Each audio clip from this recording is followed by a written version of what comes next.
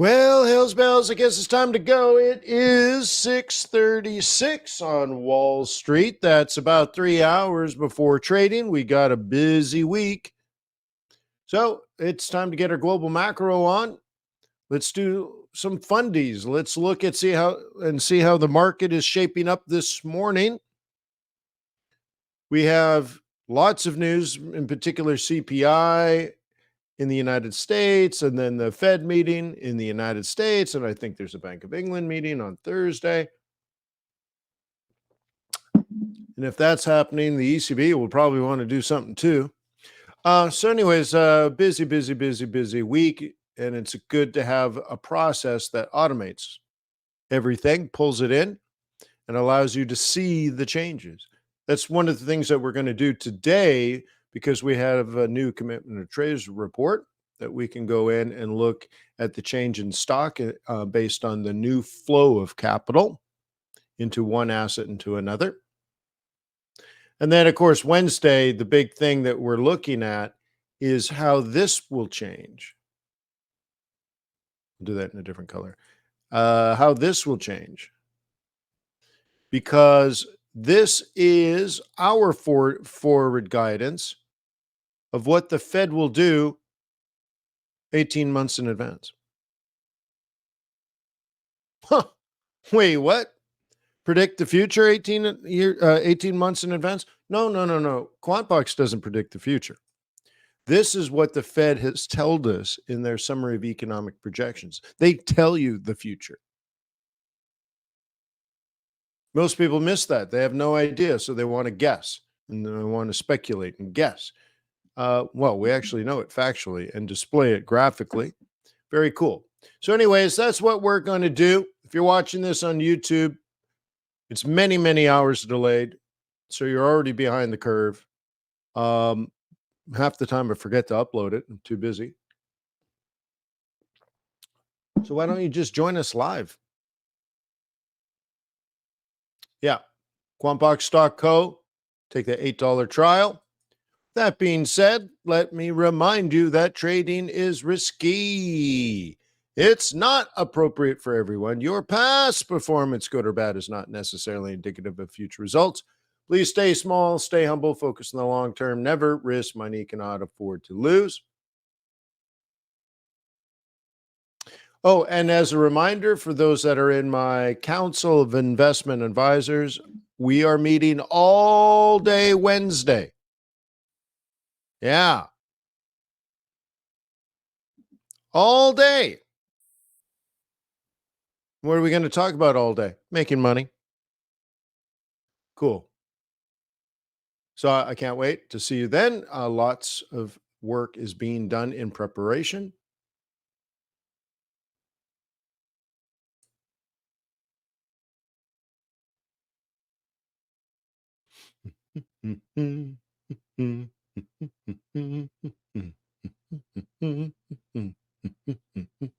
Loading into the Google Cloud. Come on now. Okay. Upward move in yields.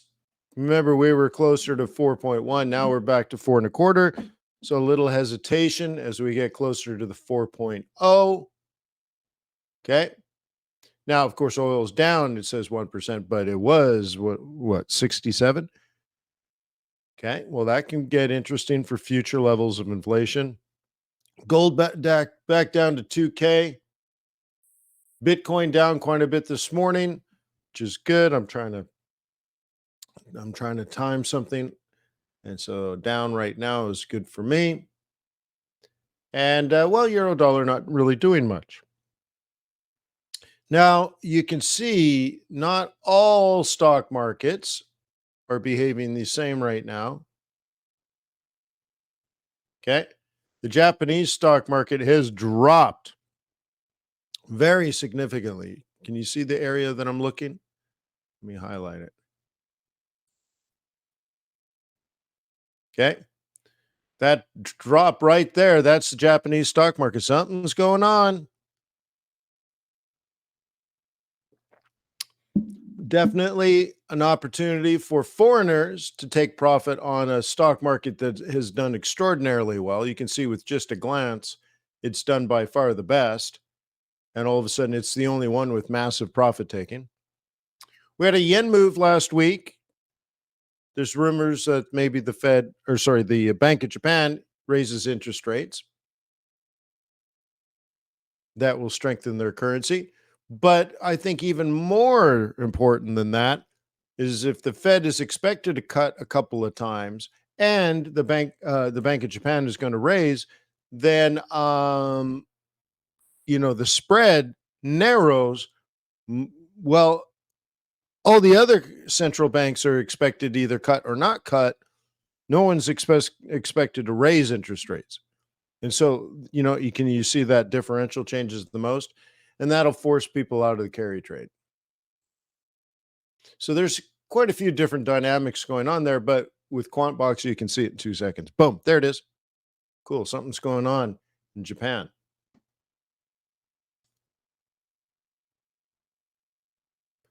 Load in, load in, load in.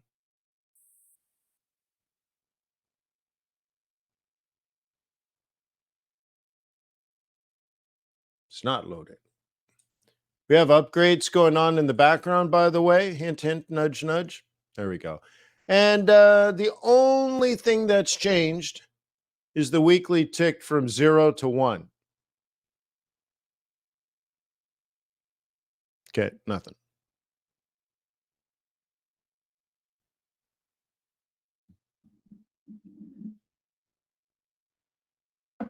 Well, the Jess talks about the end last week. It's already bounced off the bottoms, but I spent a week and a half setting up the trades for everybody, either here or specifically at Investor Bootcamp, and for all the reasons I just discussed.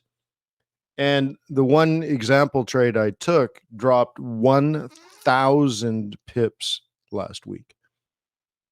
So yeah, so a 0.8 move, yeah, for sure. Mhm. So, not a lot going on yet. Please be careful. Tomorrow, CPI, then FOMC, and then so what? Like I said, there's a couple other banker meetings and stuff going on. Very, very, very, very busy week. And nothing really going on. And remind yourself, or at least, how about this? I'll remind you that in periods like this, when on the short run, nothing's really happening, on the medium run, nothing's really happening, this is where amateur retail traders lose most of their money, because you're forcing trades that don't have much hope of going anywhere. Doesn't matter if you're a bull or a bear, you're probably going to lose money. And an amateur retail trader just shows up every day and needs to make a trade. They're not in it to make money, they're in it to trade. So they start trading when nothing's happening. How are you supposed to make money if nothing's happening?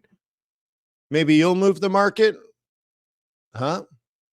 If too many lots won't do it, try 3.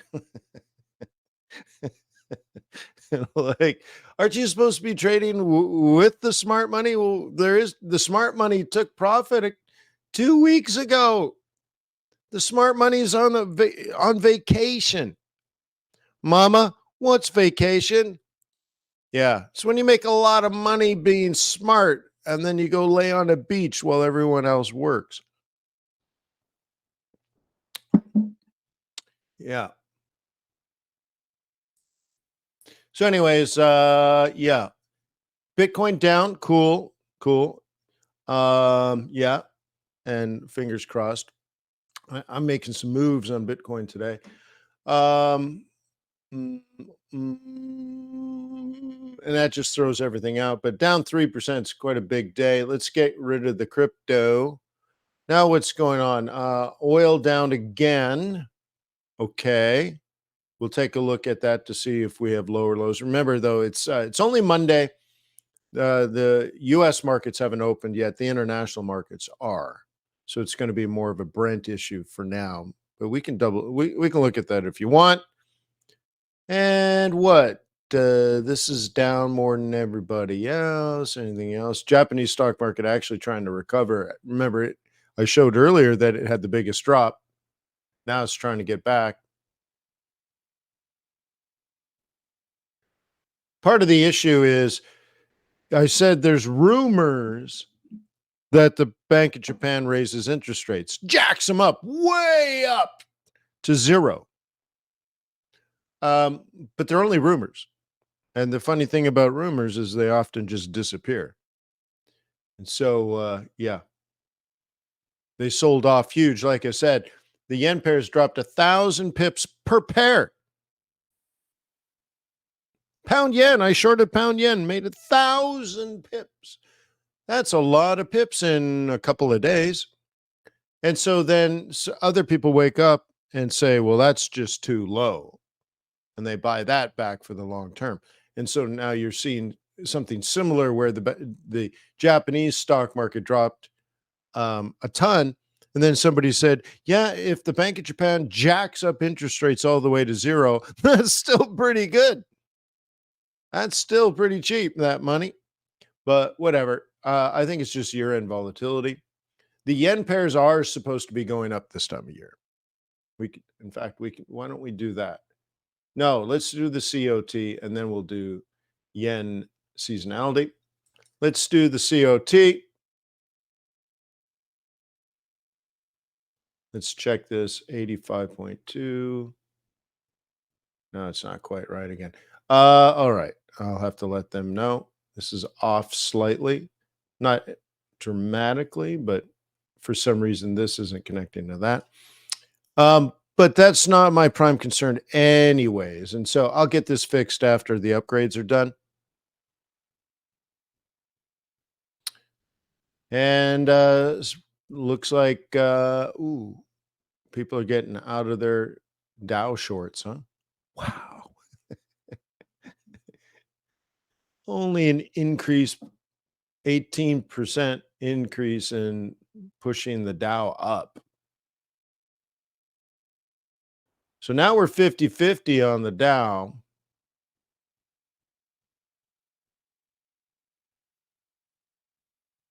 Okay. Yeah, you can see they're not connected. So look, this is cool.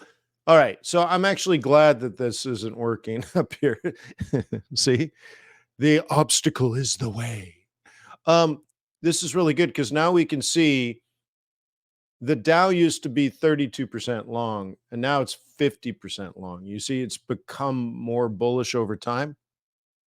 And I'm sure if we looked at NASI's going the other way. And this is that rotation I've been talking about for 2 or 3 weeks now, that when you get to the top of the market, and you have significant money invested, you don't go to cash because then you don't make any money. And if you're a hedge fund manager and you got cash laying around, then the clients might call you and say, well, give me my money back. And that's the worst thing. A redemption is the worst thing. Hedge funds don't worry about losing money. They're worried that you call and ask for your money back. So anyways, they'll always do something with the money. So you take profit or rebalance, depending on what's happening, on a high volatility asset like NASDAQ, and you move the money to a low volatility asset like Dow. And you can see that actually happened, 18% increase week over week. Not that it moved 18%, but the differential. So we have 21,000 less shorts on the Dow and 4,000 more longs. Percentage-wise, that's massive. People are loving the pound. Well, at least they're getting out of it. Notice that most of this is shorts being removed. It's not bulls buying. Not necessarily. It's mostly bears exiting. Once again, with Aussie, just less bears. They're not buying Aussie. They're just not shorting Aussie anymore. Kiwi, that's 50-50. Okay, bears became bulls if you want to look at it that way. But a 4% increase in bullishness is pretty reasonable. Okay. Look at dollars, actually kind of interesting. There's less bulls. By the way, with dollar, there's an increase in bulls when things are bearish. I know. That's why we call it risk on and risk off. So, anyways, less people think it's going to be risk off. And right. So, anyways, so less bulls, which is good. But nonetheless, money more bullish, bullish, more bullish. Little maybe rebound here in Japan. Now let's switch over to the other side. So, anyways, maybe Dow up, maybe pound up, maybe Aussie up, maybe Kiwi up. Okay, let's flip it. Money coming out of platinum, which is good because if you wanted that $137,000 platinum Rolex, you can probably get it for $135,000. Yeah, save a couple of pennies on that one. So platinum, catalytic converters. I guess everyone's driving electric and they don't need platinum anymore. Oil has come down, right? Quite a bit. Less bulls and significantly more bears.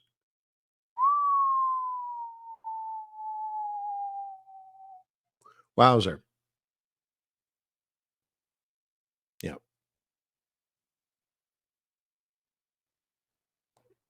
Cool. So, anyways, wowzer. Wowzer. And everything else basically neutral. Institutional money's not going into it. It's not going out. They're not even interested.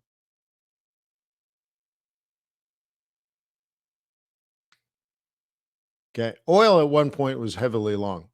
Definitely not heavily long, only 2/3. But I think it was up there at like 85, 86 a couple of months ago. Well, so anyways, this is the week over week flow of capital. And so you might want to say like, so what are you interested in? Pound dollar or pound yen?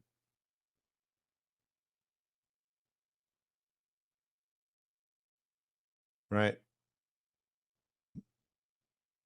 I'd say pound dollar.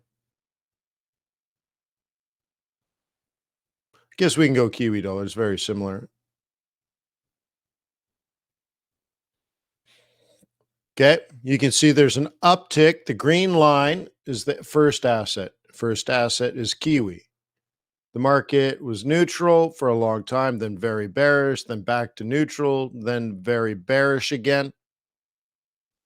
And over the last couple of weeks, it's stabilized and a little bit more money coming back into Kiwi, but it's still very, very, very bearish. You see that? You're below the zero line. It's very bearish. It's just double bottoming, maybe. And dollar is very, very steadily just about the same.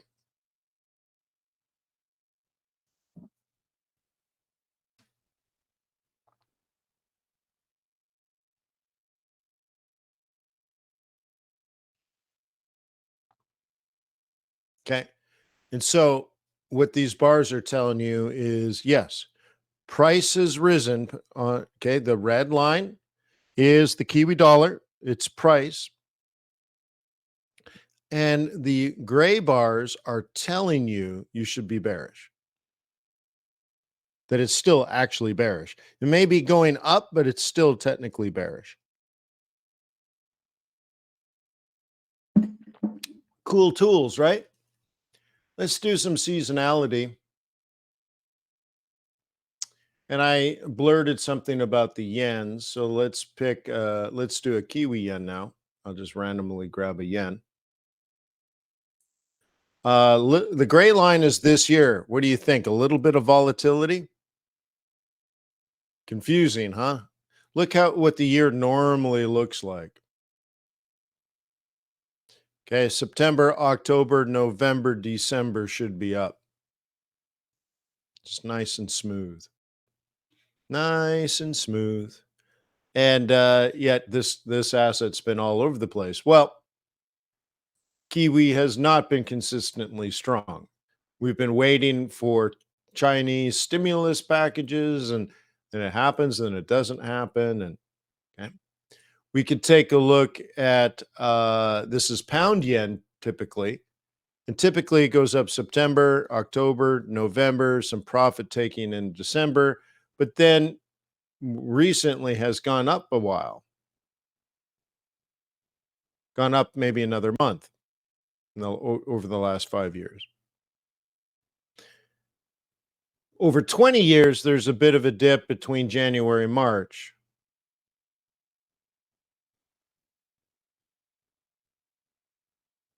Okay. And well, look at this year. It just climbed right from January, February, March, April, just right. And then we peaked out, okay, somewhere in June, then double top in August. So there's the summer sideways. And then we dipped below trend and have come down quite a bit relative to normal. It's not abnormal for it to fall. Okay. But, anyways,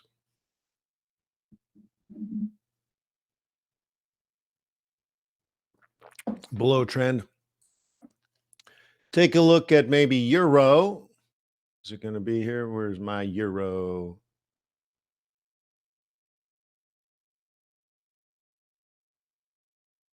And it looks a lot like the pound, doesn't it? Definitely below trend again. But look how this move is higher than the pound. You can see it's skewed more. And so therefore, this is harder to read. And this asset tends to, over the last 5 years and over the last 20 years, have that dip from somewhere around now for a while. Let's pick another one with a yen. We did pound. We did euro. We can do a CAD yen. Of course, you can play around with this yourself, as you're supposed to be doing. CAD usually weakens around October. You can see there's an October, November dip, then November, December dip. And look, it worked. Now, the downward move happened about a month early. Well, Canada's had some challenges. Okay. See, the February to March is usually down, and it was. Then March to April to May, we steady and work our way up, and it did. Then we moved sideways all summer, and we did. And then it's one of the first yens to start coming down, and it did. So now it's supposed to be bearish for quite some time, and it is already. Can you see the relationship? The other thing to notice is that the up this year was way too up, and that's true of most assets. The yen pairs were way too high. That means there's lots of room for fall. Well, the pound yen, or let's say CAD yen, probably dropped 1,000 pips in a week, not a year, in a week. Yeah. So now there's going to be volatility, but could it go lower? Like, could CAD yen, if we've already dropped, let's say we do not make a lower low for December for CAD yen. Let's say it's done. Over the last 5 years, there's been a little bit of up. Over the last 20 years, it's mostly down. It's kind of interesting, huh?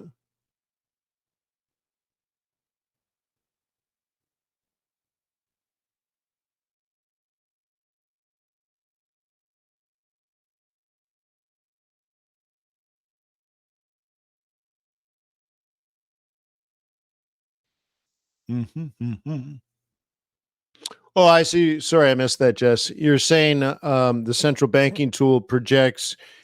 Uh, I'll bring that up, and then we'll go to the charts.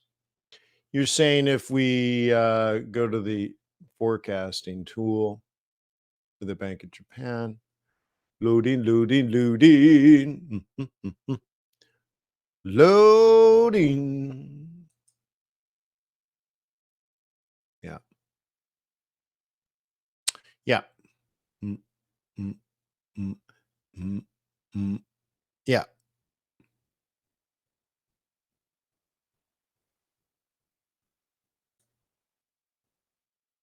Notice it's not much of a projection in the sense that it's so linear. They're just saying consistently up. Oh, yeah, it's huge. I want to preface all of this is like, this is just what the Bank of Japan has shared with us. It's not us doing math. It's not me giving you my guess. This is the Bank of Japan. That's just simply what they've told us.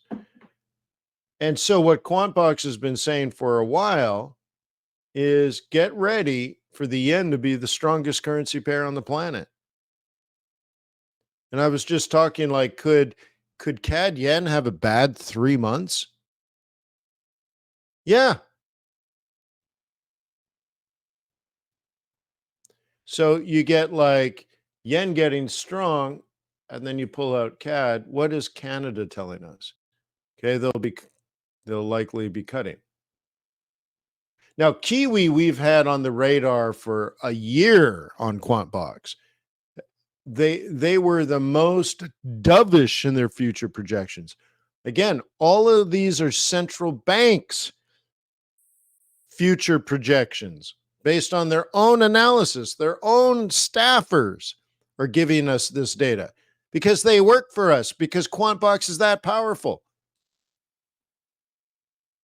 We pay them money and they give us the inside information. We have an unfair, no, actually, no, it's actually just there. We tap into the actual database. Cool. So, New Zealand has been the one that's been most forthright, meaning for about a year, they've told us they're going to cut and they're going to cut.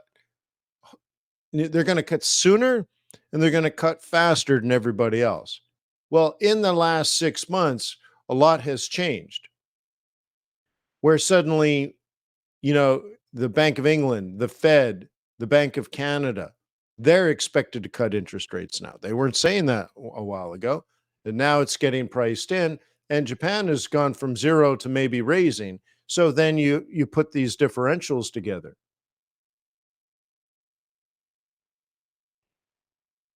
And now you can start looking out into the future based on what the central banks are telling us. Okay. It's nice though, isn't it?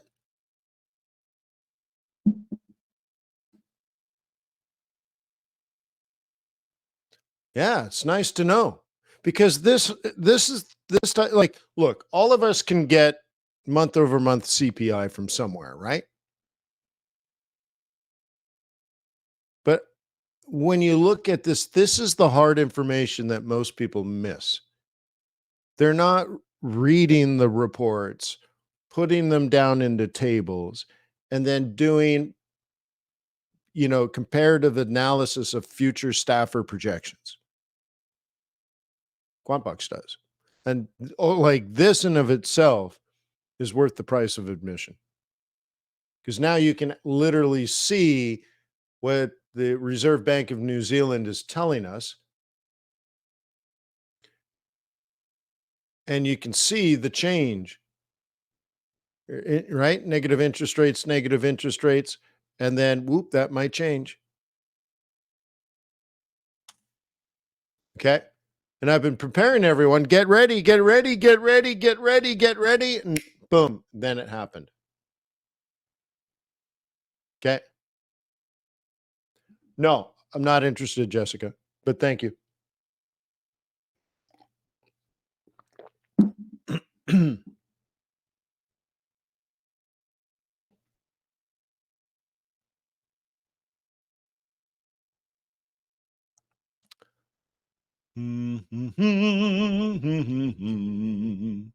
All right. Me. So I wanted to look at oil.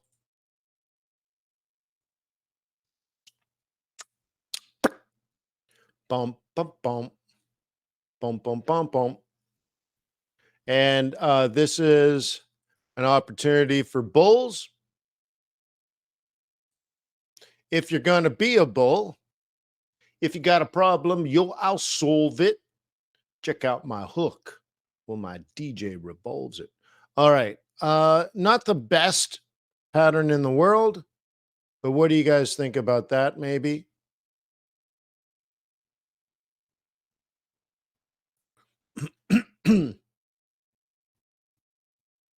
Yeah.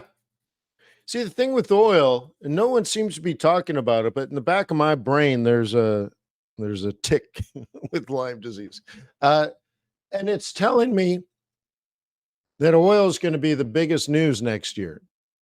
Now, not that is, but it definitely could be. I think we are so vulnerable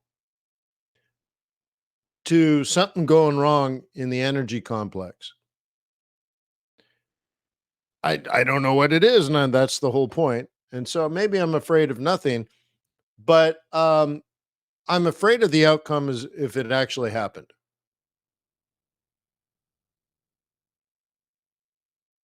Okay.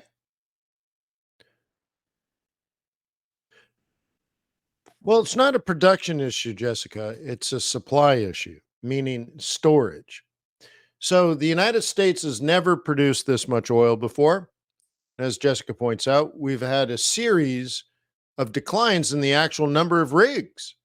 So it's entrepreneurialism that's winning. We're producing more oil with less. So thank you to those that produce. The problem is we're consuming every drop of it instantly. By the time we pull it out of the ground, it's already sold to somebody else. So what if the entrepreneurialism just stops?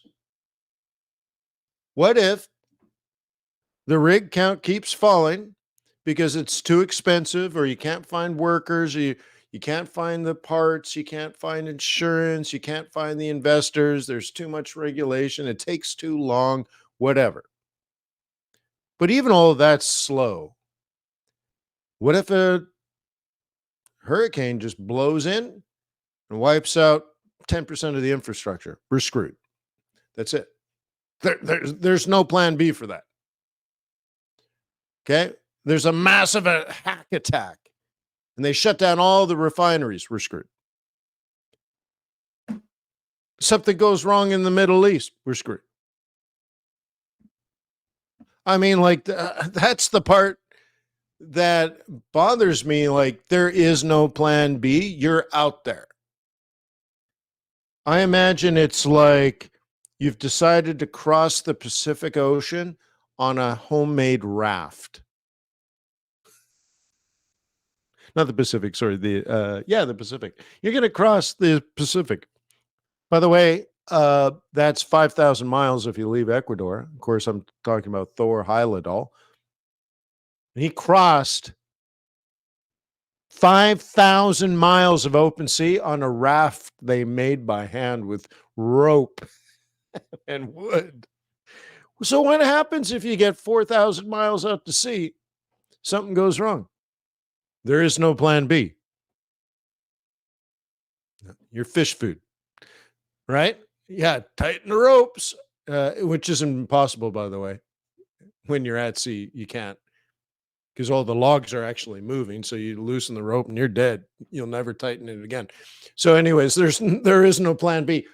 Now, as an economy and as a country, as a society, I think that's a big gamble.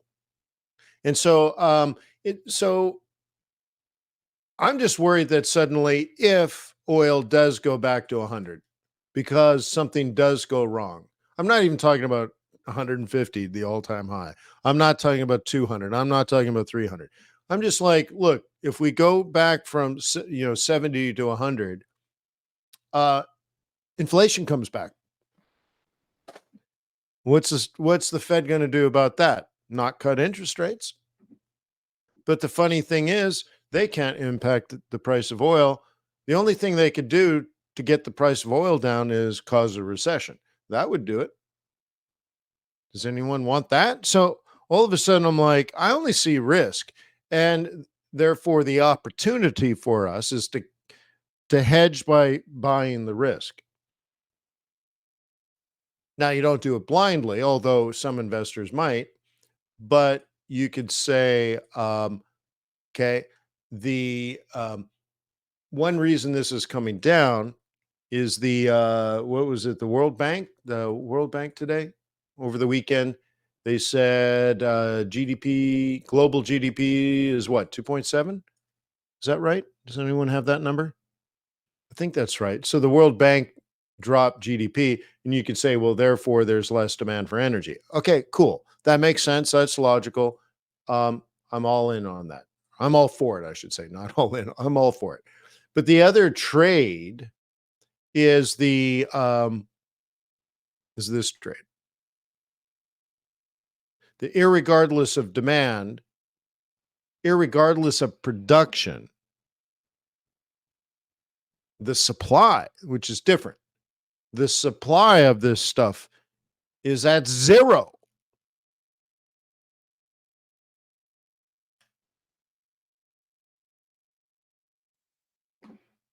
Okay. So, anyways, the best hedge is to own it, right?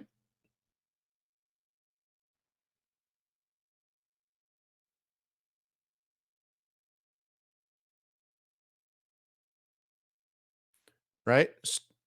So, if you made $1,000 trading oil, filling up the Porsche gets a little bit easier. You're like, wow, prices are up. Good thing I made all this money. You can just imagine you go to pay for it in cash and you got a little briefcase and you just open it up and it's just filled with money. You're like, yeah. All right. What else? What else do I want to talk about today? I mean, it's all about the stock market.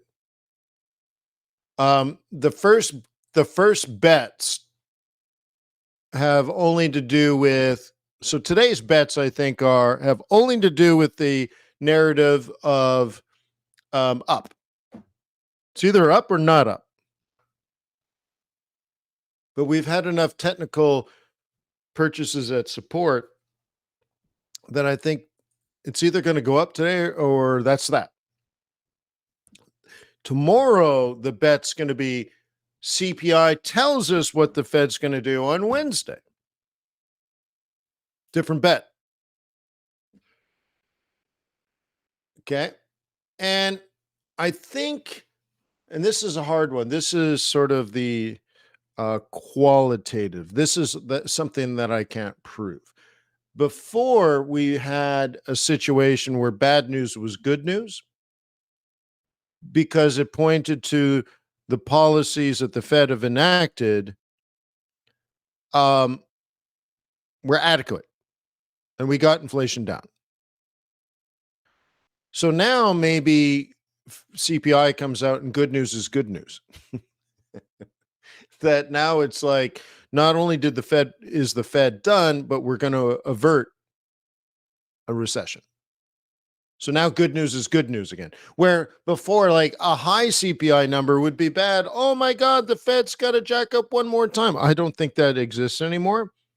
I think people are going to switch it around. It's switching around. Because remember, there's no rules of the universe. This is what people are gambling on based on their future expectations. Okay. Right. The ERM, right? It's part of their calculations, the expected return for the market. Okay. They're doing those calculations. And now they're saying Fed's done. And then CPI is high, but not crazy high, but it's not falling out of control either. And you get a good news. And good news is good news. Good news is up again. Good news is by the stock market, not high-ish.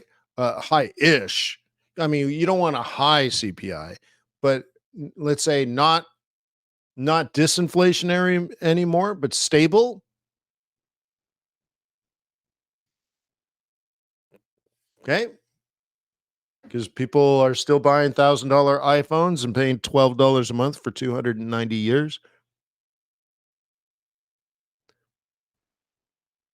for their iPhones. But they're buying iPhones. I don't know.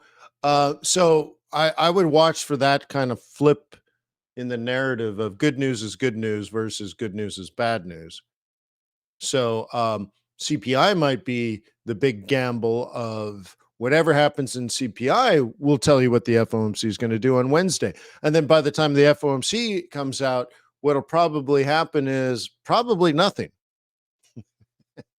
Everyone's expecting fireworks, and it might be true, but everything is like, well, think of it this way. If we remove the emotion from it, what's the likelihood the Fed tells us they're going to cut soon? None. They're not going to say that because then they remove their optionality. Could they say they could raise interest rates one more time? They'll say, well, they don't want to say they won't do it. They want to keep that option, but then they'll say, what? But signs show that it may not be necessary. So the only new news is that people delay the interest rate cut from March to June or something, and but that shouldn't be a big market mover. But doesn't mean you won't bet on it on Tuesday, right?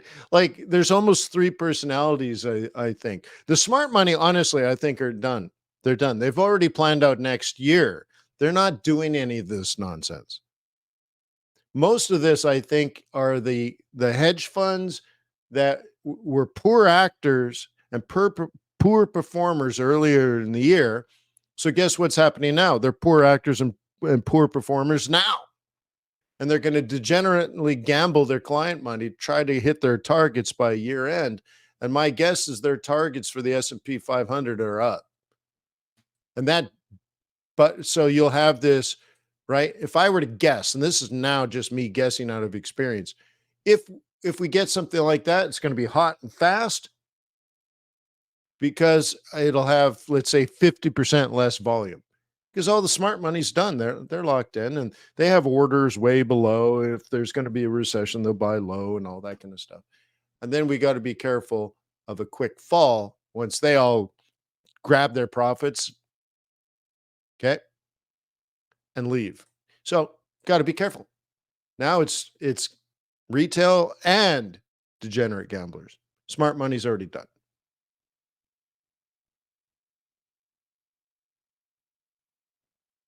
Cool. So, anyways, we'll leave it at that today. I mean, yeah, today is like, I don't know. Are we going to continue mission up or down?